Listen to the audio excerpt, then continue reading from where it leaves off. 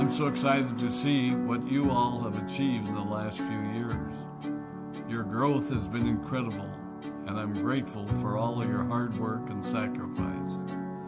A lot of that growth has been brought about by new people coming into the business to take advantage of our generous marketing plan and effective product line.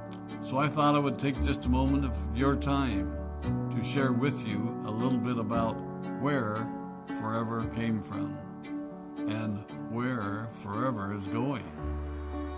I've heard people describe this as our culture, but I think it's simply who we are.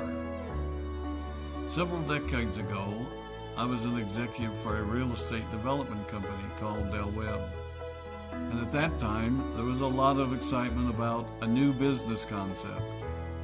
And like many of my colleagues and friends, I went along to a business opportunity meeting and listened to a presentation about multi-level marketing. I immediately fell in love with the concept that people would be motivated to help each other and be able to make a living doing so. It's a beautiful thing when you think about it. Although I was enjoying my career, I didn't think that I was contributing as much as I wanted, or as much as I could, to improve the well-being of the people around me. Inspired by the concept of people helping one another, I set out to write a marketing plan that is almost identical to the one that we use today. As I developed it, I had two goals. One was to pay the highest bonuses possible and still be able to run a company effectively. Two, to build a plan that would motivate and encourage people to keep working. I wanted a plan to reward those that remain active and engaged. I love the concept of a royalty income. However, I believe that it's good for our souls to work hard. People who work hard are happier. Of course, if you work hard, you should play hard. And that was one of my motivational factors in starting Forever Resorts. It was to give people the opportunity to spend time with their loved ones and experience the wonder of nature. Next time we're together, maybe I can tell you more about my passion for our resorts, our rare animals, and spectacular natural resources. So, with the marketing plan prepared, I needed to find a product. And we searched around and looked at different opportunities. I was passionate about finding something that was effective, consumable, and that we knew would not be a fad. During my search, I met a group of doctors who had developed a method of stabilizing aloe vera. They convinced me of its efficacy, and we began testing the product, and were amazed by the results. We were in business. We had a fair and balanced marketing plan, a consumable, effective product, and the third ingredient, an absolute conviction that we could make a difference in the lives of the people around us. And while it might have been a bit presumptuous, we honestly believed that we could make a difference in the world. We put in generous return policies, customer service incentives, and began to build this business based on the principle of being nice to one another and helping others. The success was incredible, and we grew rapidly until Christmas of 1982. I was sitting at home with the family, and the phone rang. They informed me that there had been a freeze at our aloe plantations in Texas, and that all of our aloe was destroyed. I immediately went to the airport and flew to South Texas to see what we could do. I hoped and prayed that when I arrived, what I saw would be better than the news I'd received.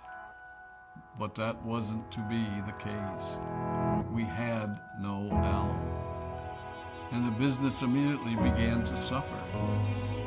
There were some FBOs that left, but more importantly, there were those that stayed. It was a tough time for us. We put everything on the line to stay in business, and there were many sleepless nights.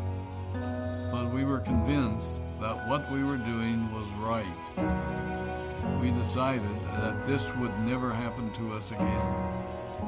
We flew out to the Dominican Republic and purchased as much land as we could and began planting aloe in one of the safest weather zones in the world.